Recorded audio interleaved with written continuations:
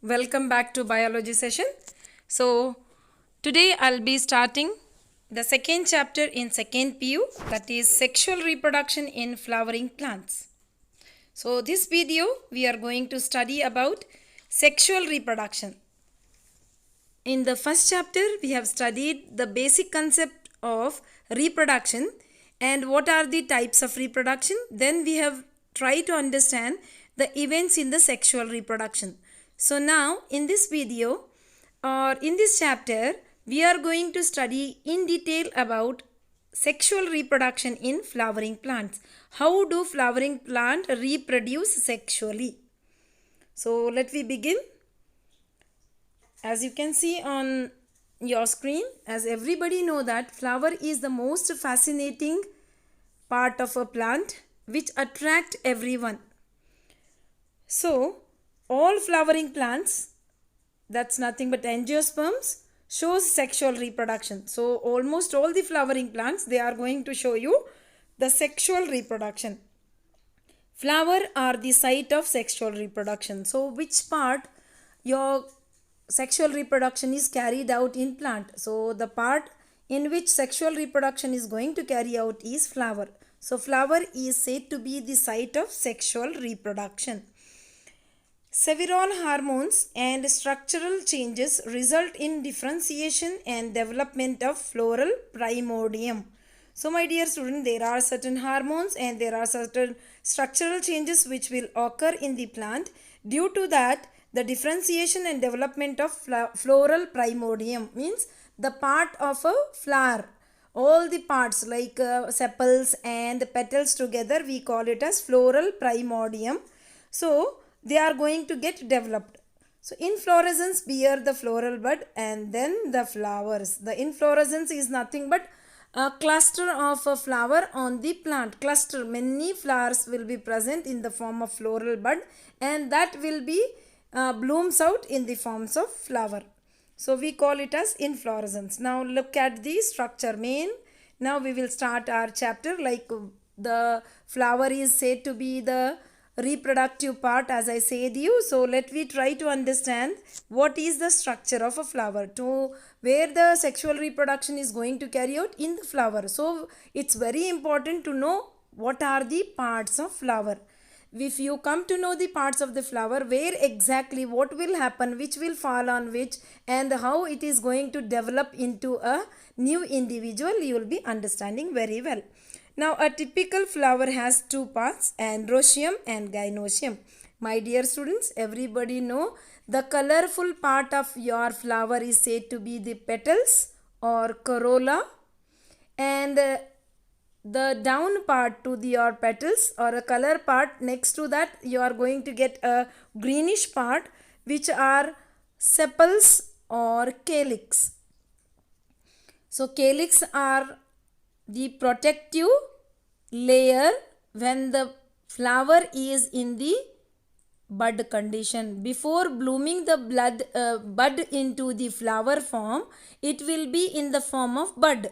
So that bud will be covered with the sepals, the green part of the flower. You can see there is, after the peduncle or the pedicel, you are going to see a green color leaf like structure which are protecting the petals, which are going to protect the petals during the bud formation, and after blooming also they will be present down to your petals. So they are green in color, they are protective in nature, we call them as sepals or calyx.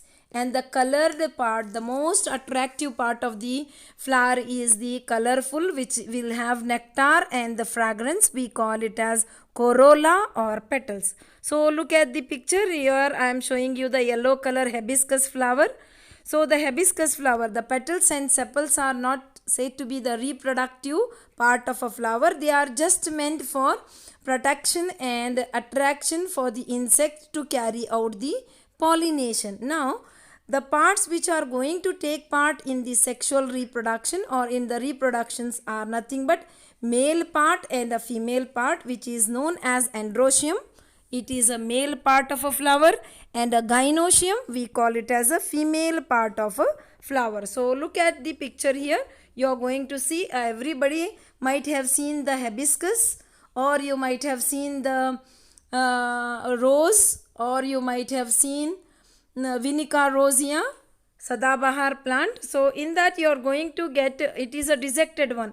The plant which I have shown you in the screen is dissected one, in the sense it is been cut off. Some of the petals have been removed so that you can see your Enrosium and Gynoecium clearly. So let me proceed to make you more clear. Structure of a flower. First part, Enrosium. Let me try to understand what are the Enrosium. It is a male reproductive part of a flower. Enrosium is said to be the male reproductive part of a flower. It consists of whorl of stamens. Their number and length are variable in different species. You can look at the picture. Here you are going to see the Enrosium, which is said to be the male reproductive part. It consists of many stamens. Whorl of stamens are there. The stamen length or width of the stamen will be varied from one species to another species. Here I have taken an example of hibiscus. The stamen are big enough and the length is also big enough. If you see the Vinica rosea, or if you see Vinica rosea, or if you see this one rose plant, the stamens may differ from one species to another species. So have a look on the stamen. The stamen consists of a connective and an anther. See here I have shown you the pedicel, then the floral buds, which is sepals, and these are the petals. Petals are said to be corolla and sepals are said to be calyx, which forms the perianth. And this is your Enrosium, consisting of your stamen. Stamen consists of a filament, a connective and anther, which usually we call a male reproductive structure. So the part of a stamen, as I said you, Enrosium consists of a stamen. Stamen is said to be the male reproductive part of a plant. So let me try to understand what does stamen consist of. Part of a stamen. Stamen consists of filament, anther and connective. You can have a look here. Stamen has got a filament, green color filament, and that green color continues inside the anther, which we call it as connective. Anther consists of microsporangium. Fine. After dehiscence, it will come out. So when it gets burst out, when it loses the water molecule present in them, when it dries off, the anther dries off, it comes out, it dehiscence occurred. After the dehiscence, we are going to get microsporangium. So the part of the stamen, as you can see here, clearly they have given you, I have shown you, it is a filament and that is the anther. Here one flower is being focused on you to show you the male reproductive part, which we call it as an anther. See how many anthers, many anthers are there. So I said it is a oral of the anthers. You can see anther consists of a pollen sacs and pollen grains. It is a stalk, and when it get dehiscence, when you are going to take a section of this, you are going to get pollen grains inside an anther. Okay. So stamen consists of a filament and an anther. Filament is a long and cylinder stalk. Its proximal end is attached to the thalamus or a petal of a flower. So the proximal end, in the sense long down end, is attached to the thalamus. So it is the down end of your anther is being attached to the thalamus, or it can be attached to the petals of a flower. Fine. Have a look on this. The terminal and the typical bilobed. The anther is typically bilobed. It has got two lobes. Each lobe has two theca, dithecous. Often a longitudinal groove runs lengthwise separating the theca. So there is a groove which is going to run longitudinally. There is a groove which runs longitudinally, which will separate the two theca. It will have two theca, so we call it as dithecous.